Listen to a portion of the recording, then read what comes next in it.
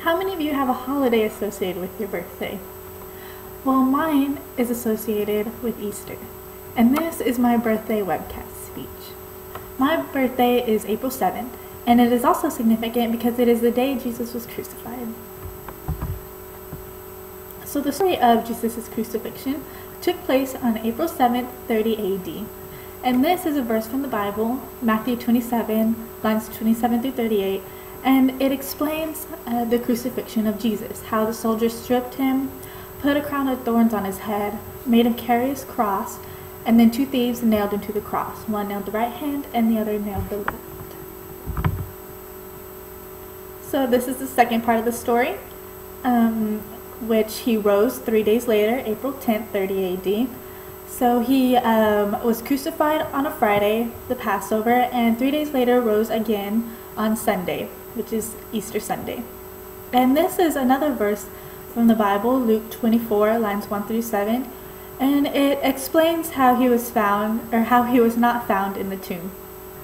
Women went to prepare the tomb, and they have found that the stone was rolled away, and two men appeared and told them to why would they be looking for him, that he said that he would rise. And so this is a statistic over the occurrence of Easter on April 7th. So the last time Easter took place on my birthday was the year I was born, which is 1996, and it will not occur again until the year 2075. So I will not see Easter on my birthday unless I live to be 98 years old. But this is just a table of the frequency of Easter that has landed on the day of April 7th, and it has occurred 11 times, which is about 2.75%. And this is a quote by astronomer Brad Schaeffer on the lunar visibility during the crucifixion.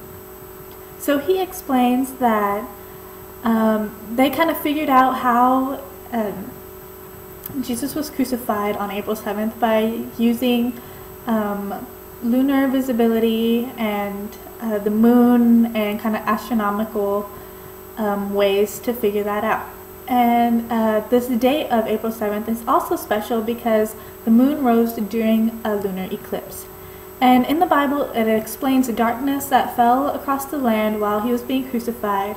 And the people thought that it was just God punishing his people and the Jews, and while his only son was being crucified.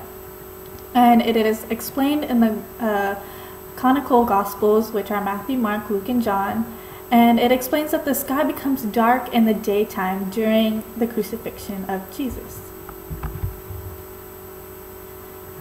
And this is the darkness explained. So in 1983, Colin Humphreys and W.G. Waddington used astronomical methods to calculate the crucifixion. And they had argued that the darkness could be accounted for by a lunar eclipse. But Schaeffer pointed out the eclipse would not have been visible during daytime.